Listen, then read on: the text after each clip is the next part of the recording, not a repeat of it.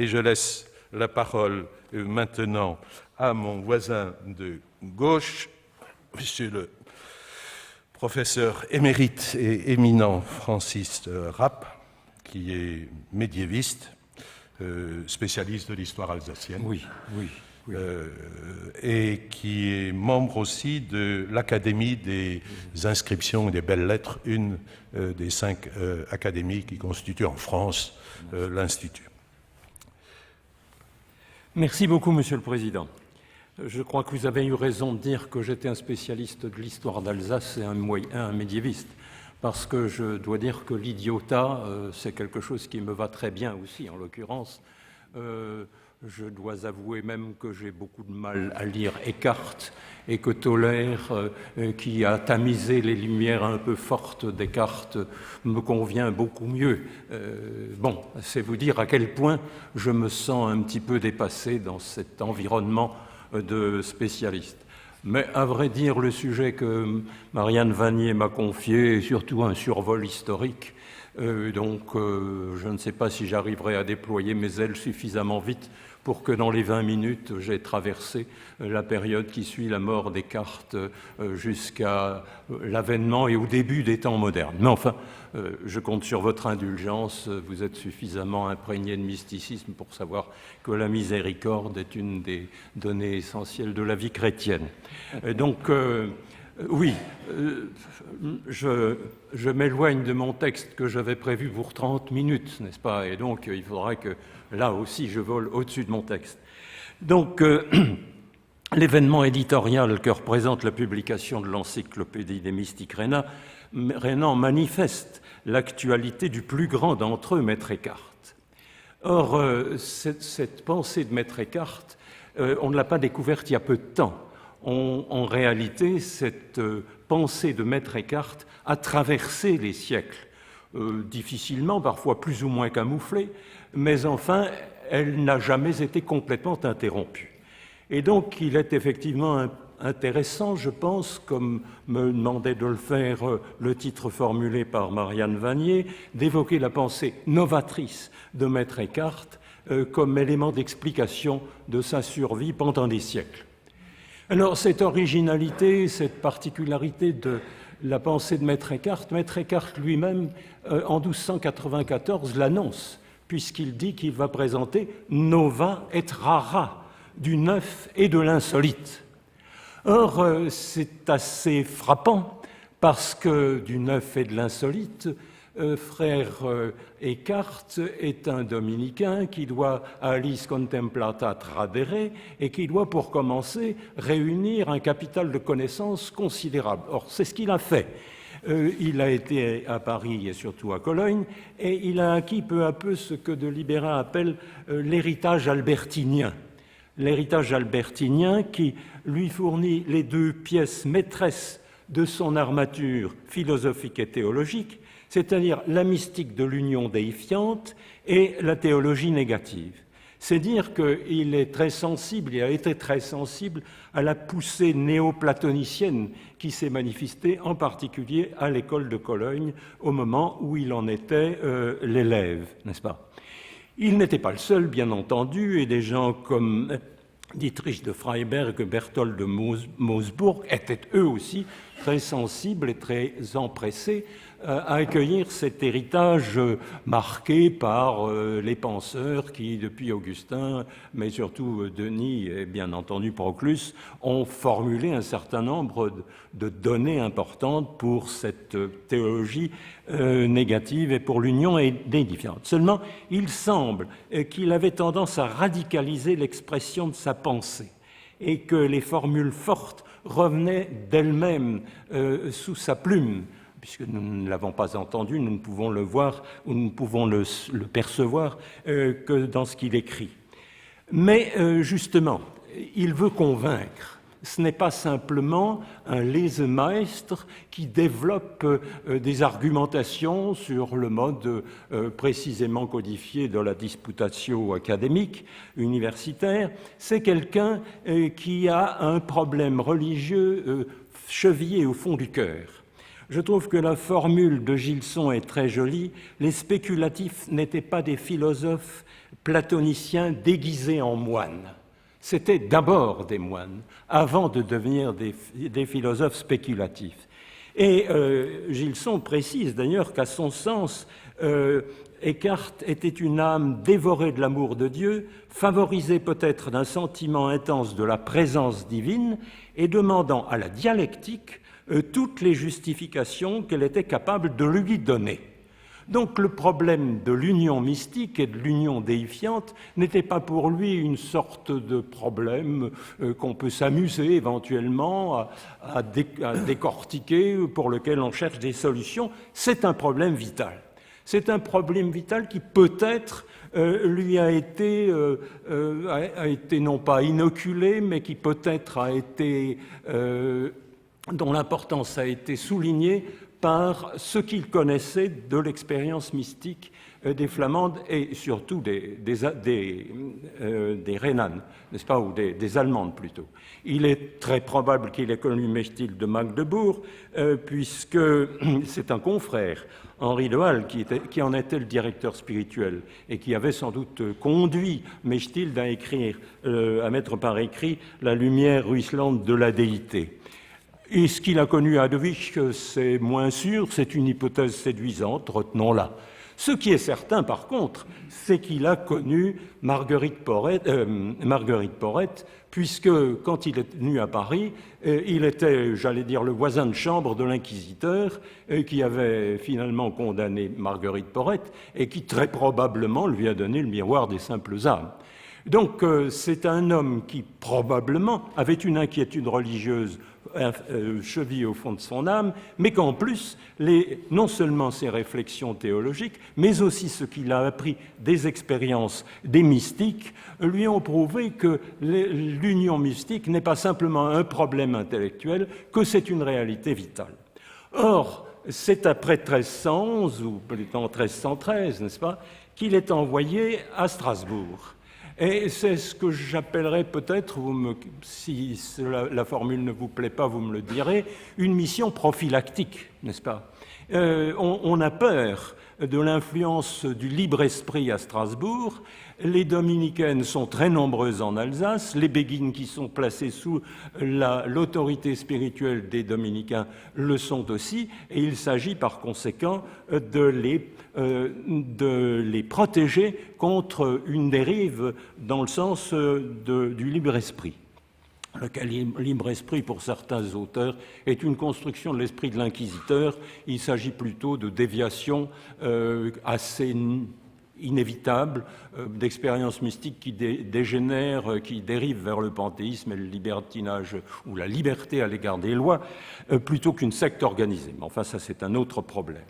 Il est certain que le choix de Maître Eckhart était extrêmement judicieux, dans la mesure où il avait à la fois par sa formation intellectuelle et par l'expérience vitale qu'il commençait à avoir des problèmes de l'union mystique, il était parfaitement à même de jalonner exactement, précisément, le contour de ce que peut être une expérience mystique orthodoxe. Et il me semble que ce qui caractérise, mais là aussi je pense que la discussion permettra éventuellement de corriger ce qui m'est venu à l'esprit, qu'il suit le chemin de crête qui marque la limite entre l'orthodoxie et l'hérésie. Il ne s'attarde pas dans des domaines où aucun problème ne se pose. C'est une des raisons, me semble-t-il, pour lesquelles il ne s'attarde pas sur les pratiques dévotionnelles, voire même sur certains aspects de la vie sacramentelle. Ce qui le préoccupe, et ce qui est véritablement sa mission, c'est de dire où commence le risque d'hérésie. Et donc, encore une fois, je pense qu'il est un homme de la frontière, de la limite. Et par conséquent, comme en plus il est obligé d'employer un vocabulaire qui certes a beaucoup progressé au cours du XIIe et du XIIIe siècle, qui s'est enrichi, mais qui n'est pas encore parfaitement apte à définir, et jusque dans les nuances, les réalités spirituelles. Il faut qu'il crée des mots, il faut qu'il utilise, quand il n'a pas le mot, des métaphores qui doivent en quelque sorte reprendre les réalités qui viennent du latin, lequel le latin souvent était traduit du grec, n'est-ce pas? C'est-à-dire un travail extrêmement difficile, extrêmement délicat, et qui ont donc amené le Lesemeister à être dépassé par les élans pastoraux, si je peux dire, du Lebemeister, qui a là un problème vital en lui-même, un problème vital dans son auditoire, et il faut qu'il réussisse à jalonner exactement les choses. Donc, ce qui me paraît important, c'est que la symbiose du Lesemeister et du Lebemeister fait que le Lesemeister extrait du patrimoine accumulé par les penseurs néoplatoniciens ce dont le Lebemeister fait la substance de son enseignement. Sans la science du Lesemeister, le Lebemeister n'aurait pas pu prêcher, et sans la prédication du Lebemeister, le savoir du Lesemeister n'aurait pas porté de fruits. Alors, il était pratiquement inévitable, non pas qu'il tombe dans l'hérésie, mais que certaines formules puissent prêter à des interprétations malveillantes, surtout quand justement on lui voulait du mal, et il y a donc eu procès. Ce procès, il faut bien le rappeler, ne comportait que la condamnation de certains propos, ce n'est pas la condamnation de sa personne, et d'autre part, l'interdit n'était en principe formulé que pour l'archidiocèse de Cologne. Mais néanmoins, même à Cologne et dans l'ordre, il y a eu ce qu'on a appelé, enfin les historiens ont appelé les écartiens, qui sont restés fidèles à la pensée de Maître Eckhart et qui l'ont transmise. Et le Paradusis Animae Intelligentis, n'est-ce pas, offre un exemple de cette indifférence aux condamnations venues d'Avignon, n'est-ce pas? Alors, la descendance spirituelle, je n'ai pas besoin d'insister beaucoup là-dessus, je sais bien que tout cela vous est parfaitement connu, lui vient par ses disciples qui sont Suso en particulier, qui a eu des ennuis avec l'autorité de l'ordre parce qu'il avait fait un livret pour défendre son maître, n'est-ce pas? Suso et Tauler sont des écartiens, incontestablement, mais qui d'une part tamisent la lumière de la pensée écartienne et d'autre part infléchissent les choses. Pour Tauler, c'est l'insistance sur le rôle de la grâce. Pour Suso, c'est l'infléchissement dans le sens de la souffrance et de la passion. Alors, il faut ajouter une diffusion encore plus large par les Amis de Dieu, par Roland Mershin, par le livre de la pauvreté spirituelle ou la théologie germanique, qui reprennent des thèmes sans être directement et à l'état pur des écartiens. Alors, cette pensée gagne les Flamands. Mais les Flamands, Rusbrock et surtout son cuisinier, n'est-ce pas, sont très réticents, n'est-ce pas? Eckhart les a touchés, mais leur mystique essentiellement amoureuse a fait d'eux, selon la formule de, j'avoue, je ne sais plus très bien qui, les adversaires mystiques de Maître Eckhart. Mais ils le connaissent, et c'est après tout pour notre sujet ce qui est important, c'est qu'ils le connaissent, et donc ils se définissent eux-mêmes par opposition partiellement, en tout cas pas en se différenciant par rapport à lui. Ce qui veut dire qu'à la fin du Moyen Âge, incontestablement, la pensée de Descartes n'a pas été étouffée, n'est-ce pas? Et Koch, par exemple, signale qu'un Augustin, un grand prédicateur extrêmement actif, Jourdain de Quedlinburg, a connu et utilisé la pensée de Maître Eckhart. Alors, seulement, ce Moyen-Âge va se défaire. Et il faut bien dire qu'il commence à se défaire. Les premiers craquements grincent au moment pendant la vie de Maître Eckhart, n'est-ce pas? Seulement les choses vont s'accentuer, je ne vais pas insister beaucoup là-dessus, mais ça commence par, si vous voulez, le fait d'abord que Rome n'est plus dans Rome, mais en Avignon, et pour cause, il a été obligé d'aller en Avignon. Que d'autre part, les ordres se défont, et il ne faut pas oublier qu'Eckhart est le contemporain de Maître Eckham, et qu'il est le contemporain de la grande querelle des spirituels, n'est-ce pas, où tout un ordre, ou pratiquement tout un ordre, se dresse contre la papauté. C'est bien entendu aussi la sinistre affaire des Templiers, enfin. Et il y a un certain nombre d'institutions qui craquent. Alors après, c'est le conflit entre l'Empire et le sacerdoce, et qui est, je ne dis pas à l'origine de l'aventure des âmes et du Dieu, mais qui certainement a été une impulsion considérable, puisque le culte étant interdit dans de nombreuses villes et pendant de nombreuses années, c'est à l'intérieur de soi-même qu'il faut chercher la présence de Dieu. Je ne passe sur la peste noire qui, dans certains endroits, mange la moitié de la population, en tout cas au moins un tiers, n'est-ce pas ? Et l'automne du Moyen-Âge est une époque sombre. Elle ne l'est pas entièrement, c'est vrai, qu'il y avait la lumière de la Renaissance et ses effluves printaniers, les académies moins raides que l'alma mater, dont les enfants se disputent s'ils sont scotistes ou nominalistes ou autre chose, n'est-ce pas ?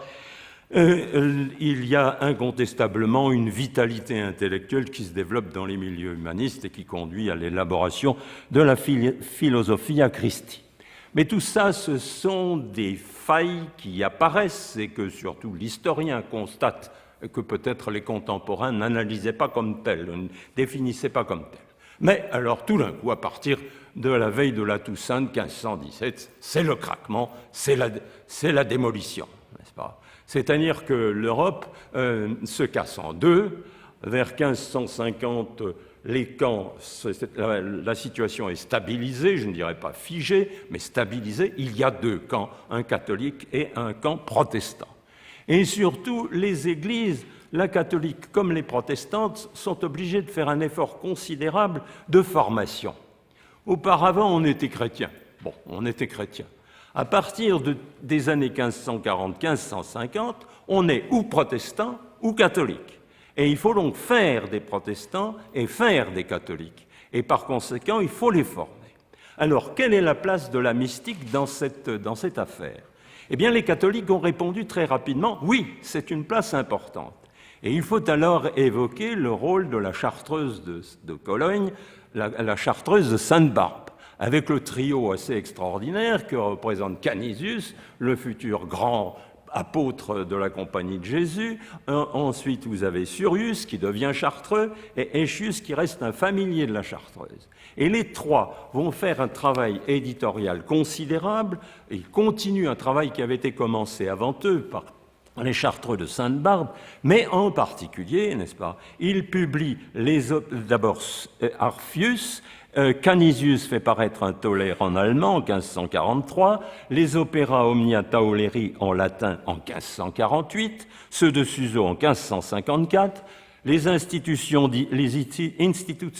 divinae, n'est-ce pas, où Eckhart a sa place, n'est-ce pas, la perle évangélique, Louis de Blois, enfin tout cet héritage considérable marqué par la pensée Descartes un héritage où Eckhart lui-même, dans cette atmosphère très marquée par la peur de l'hérésie, a sa place.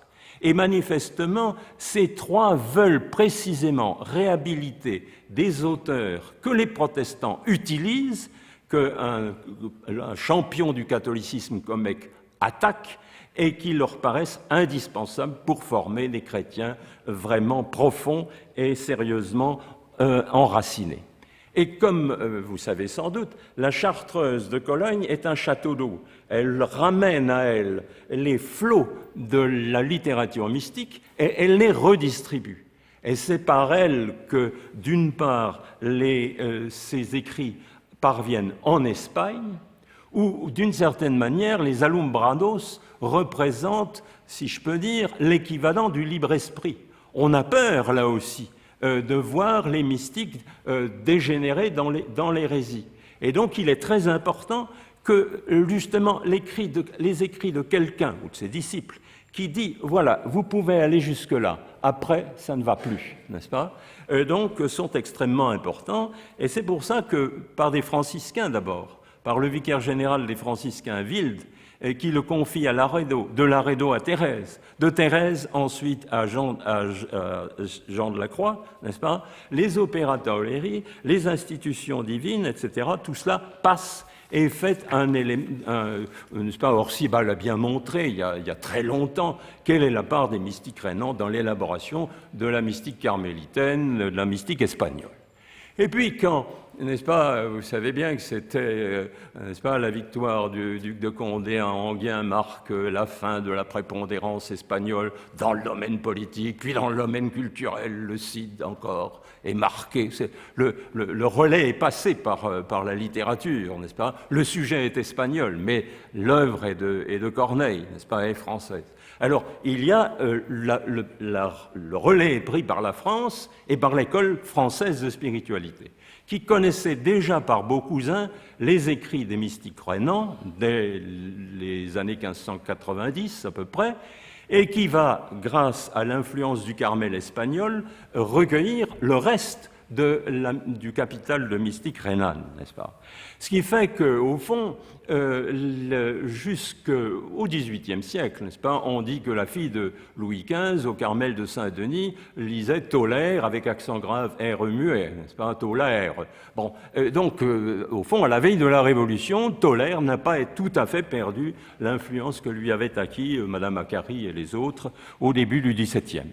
Alors, si nous passons dans le camp protestant, les choses sont plus complexes, parce que M. Linhart n'est plus là, donc ce n'est pas que je n'ai pas peur de ses interventions, mais Luther est enthousiaste, d'après les notes qu'il a laissées, n'est-ce pas? Il dit « Pulcher, egregius, preclarus, homo Dei », n'est-ce pas? Donc il est tout à fait enthousiasmé. Mais on remarque que les deux premières naissances, la naissance éternelle du Fils au sein du Père, la naissance que nous allons célébrer bientôt, ça, il le commente.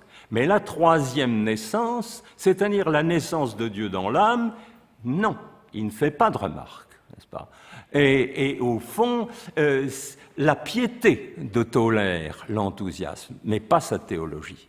N'est-ce pas? Et donc, il aura par moments, c'est l'homme des cris, n'est-ce pas? C'est l'homme de l'abondance du cœur qui, tout d'un coup, l'amène à dire des choses, presque parfois des horreurs, hein, qu'on permette à un catholique de dire ça, parce qu'il en a trop gros sur le cœur, et il crie. Bon. Et donc, il dit qu'il a les mystiques spéculatifs en abomination. Il trouve ça absolument épouvantable. Et puis, pour Calvin, c'est encore plus net, n'est-ce pas? L'union mystique, c'est tout au plus l'union du Christ avec le chrétien au moment du baptême. Ce sont les radicaux qui sont des lecteurs assidus de Tolaire et parfois même de Maître Eckhart. Hans Denk, mort en 1527, Frank, mort en 1542, avait certainement lu Luther. Böhme, un peu plus tardif, mort en 1624, sans doute pas, mais il a dû connaître un peu la mystique rhénane, et par l'intermédiaire du disciple de Böhme, Frankenberg, c'est Silesius qui va être nourri de la pensée des mystiques rhénanes, de la mystique rhénane. Mais il est vrai que Silesius, se heurtant à l'hostilité des autorités luthériennes de sa ville, va devenir catholique, n'est-ce pas? Comme on disait hier, n'est-ce pas? Harnack disait aux étudiants, si vous faites de la mystique, faites-vous tout de suite catholique, parce que vous êtes sur le bon chemin, n'est-ce pas? En l'occurrence, ce qu'il pensait à Silesius, en tout cas c'est ce qui a été fait à Silesius. Donc, par deux canaux, par le canal de ce protestantisme qui est toujours multipolaire, à multifacettes, et par le canal du catholicisme, la pensée des mystiques, plus ou moins filtrée par le prisme de Tolaire et de Suso, mais enfin cette mystique passe jusqu'à Franz von Baader, qui naît à la fin du XVIIIe, le philosophe catholique, et qui signale Eckhart à Pfeiffer, protestant, qui va commencer. Alors commence autre chose, c'est-à-dire, à l'époque contemporaine, les romantiques aiment tout ce qui est médiéval, donc ils aiment la mystique, donc ils s'intéressent à Eckhart, mais c'est l'époque de l'histoire scientifique, c'est l'époque de la philologie, donc on va faire des éditions scientifiques sérieuses pour la première fois, n'est-ce pas? Et on fournira l'instrument dont se serviront les philosophes. Et les philosophes, alors, s'intéresseront à Eckhart, pas tellement parce que c'est un auteur catholique ou même peut-être même pas essentiellement chrétien, mais parce que c'est quelqu'un qui a recherché l'essentiel de la réflexion et de l'expérience que peut avoir quelqu'un qui aspire à l'union avec les forces divines. Et donc, les philosophes s'en emparent, ça commence avec Hegel, et ça se termine, si on peut appeler cela un philosophe, avec Rosenberg, n'est-ce pas, en passant par Schopenhauer et un certain nombre d'autres grands philosophes. Et c'est donc alors à ce moment-là que l'actualité de Maître Eckhart est parfaitement assurée. Mais alors là, je me suis aventuré dans le XVIIe, bien que médiéviste, mais je ne vais pas au-delà jusqu'au XXe, et je vous laisse le soin d'en discuter entre vous. Je vous remercie de votre attention. Pardon.